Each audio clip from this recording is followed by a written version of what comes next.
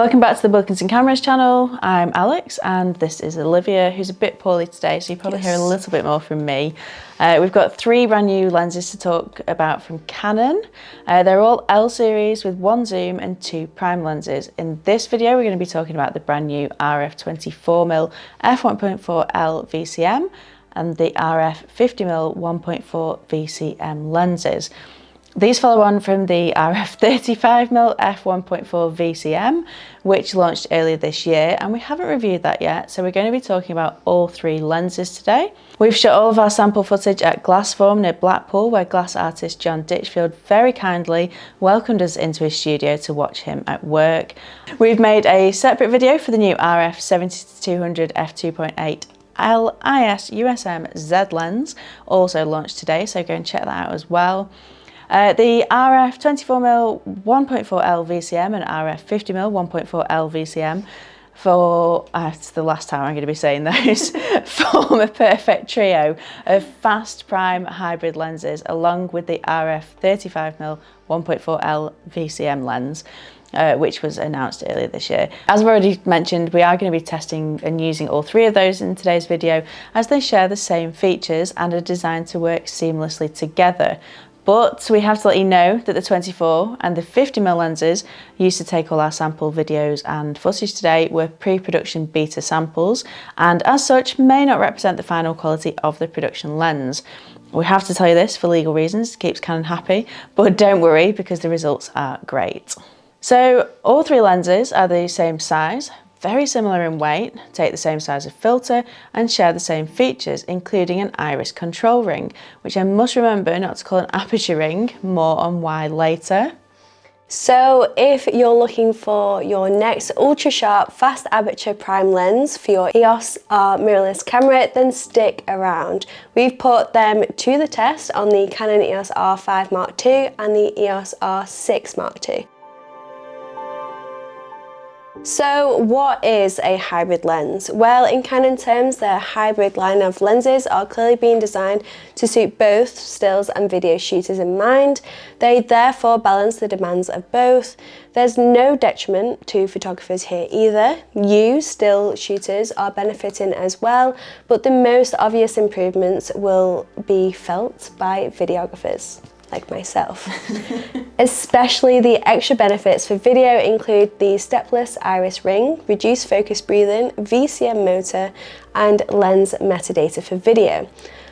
But whatever you're shooting, these lenses will deliver sharp images, beautiful creamy bokeh, and rapid, accurate autofocus. So let's talk about the design. All 3 lenses share the exact same design. This is great for handling and working with gimbals. They're the exact same length and diameter, and they all take a 67mm filter. Weight-wise, they are very similar, coming in at 515, 555, and 580 grams for the 24, 35, and 50mm lenses respectively. We've compared the 50mm f1.4 VCM here with the RF 50 f1.8 and the RF 50 f1.2L lenses for scale. You should be able to see that it's a fair bit smaller and certainly lighter than the f1.2, but obviously it's a lot bigger than the f1.8. They all have the build quality you'd expect from an L lens, including a metal mount and a fluorine coating to the front element. All 3 feature a stepless iris ring, iris lock, control or focus ring, and an AF/MF button for switching to manual focus, and a customizable lens function button, which is set to AF hold out of the box. So the iris ring or aperture ring, why am I not calling it an aperture ring? Well, because at the time that I'm recording this ring will only control the aperture or iris in video mode on most Canon cameras. It is completely redundant in still shooting modes, unless of course you have an EOS R5 Mark II or an EOS R1. Any of the models support, any of the 2024 models, support the use of this iris ring to control aperture like you would on lenses for Sony or Fujifilm, for example. But on the EOS R6 Mark II, for example, which I was using, I can't use this to change the aperture in stills mode, and that was really irritating. I have reached out to Canon and I've asked if they know whether future firmware updates might change this, and they said they don't know at the moment. I really hope that we see that change in future.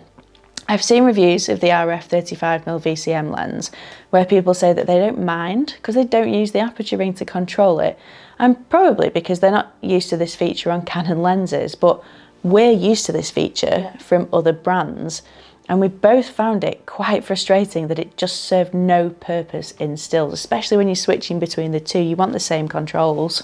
Agreed.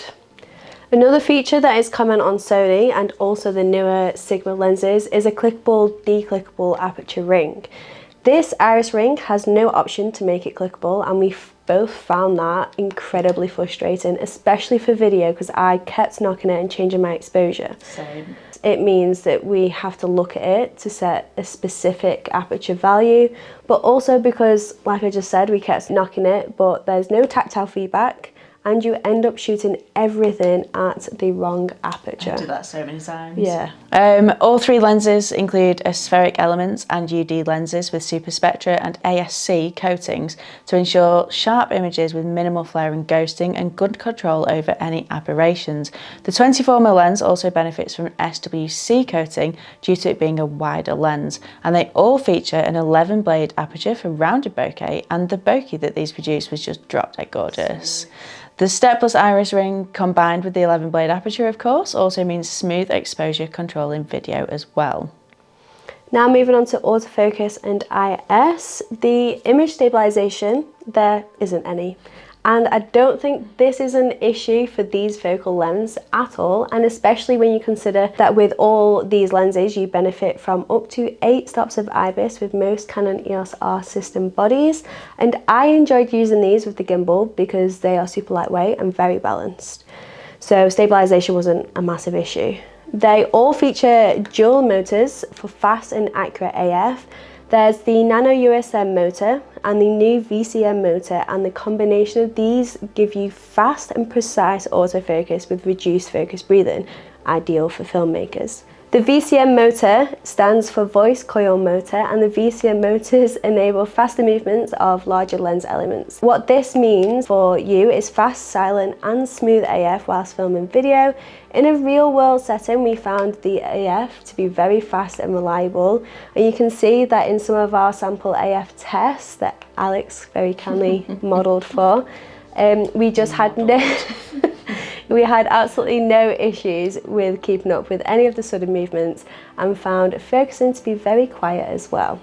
So as we've already said, these lenses deliver consistently sharp images, even shooting wide open. There is some distortion in the raw files when we open these without any of the correction profiles. The 24mm and the 35mm are relatively wide, so this is to be expected, but the in-camera correction and the Lightroom corrections, when they're released anyway for the newer ones, correct these perfectly. We see this in the 35mm, for example. F1.4, of course, there is some slight softness around the edges on all the lenses, but in the centre everything is tack sharp, and this only improves as you stop up to F2.8, F4, etc. And you can see in the video samples that our subjects are perfectly sharp, but look at that gorgeous background bokeh. Of course, the 50mm gives more background separation and therefore more obvious bokeh, but the bokeh is consistently gorgeous with all of these lenses, and they all complement each other really well. The trilogy works as it should, perfectly complementing each other and aligning with the colours and the look from each one.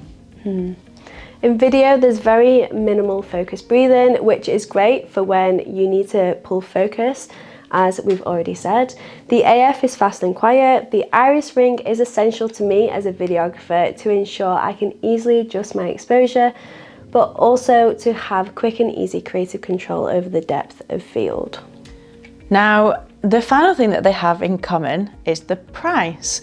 At the time that we're filming this, it's not confirmed, so please check the links in the description below for the latest price, but we have been told that they're more than likely to be the exact same price as the RF 35mm F1.4L VCM lens, which is currently priced at £1,819. Oof. Because when I say oof, I don't necessarily mean that it's not worth the money. They're superb lenses, but if you want all three of them, that is a big investment. I think the RF 24 1.4 and the RF 50mm 1.4 VCM are superb additions to the RF lens lineup and complement the recent 35mm VCM lens as well. Professional filmmakers are going to love this trio of fast primes, but I also think wedding and event photographers or hybrid shooters are going to love these as well. My favourite of the three was probably the 35mm. It was just a really good lens for the setting that we were in, but I was actually really surprised by how much I liked the 24mm. I don't really like wide angles, but it just really worked in that environment. Liv, if you had to pick one? Well, typically I'd probably go for 50mm because I like portrait the most. But in this scenario where I was filming John at work in his studio, I really enjoyed the 24mm. Yeah, it took me by surprise as well. Yeah, it allowed me to add character and more context to the mini documentary of John at work, because you can pick up bits of his work, his history, his equipment, just in one shot.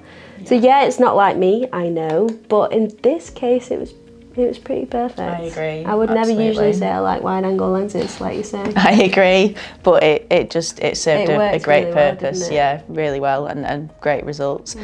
But what about you guys? Are any of these taking your fancy? If you just had to pick one, which would you buy and why? Or will you be buying all three?